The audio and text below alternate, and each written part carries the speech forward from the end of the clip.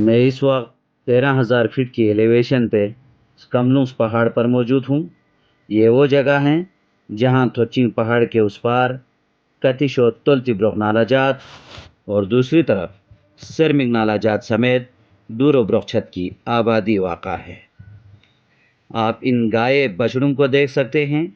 हालिया 2 दिनों की बारिशों के बाद इनके बाड़े में कीचड़ जमा होने से कई गाय बछड़ों की अमवात वाक़ा हुई थी। आज ये रज़ाकार नौजवानों की टीम इन्हें तसीजन के मकाम पर मुंतकिल किए जा रहे हैं ताकि बेज़ुबान जानवरों को किसी हद तक आराम और रिलीफ हासिल हो। जाकिर जान बल्ती, GB2 न्यूज़, स्कमनूस पहाड़, बल्तिस्तान।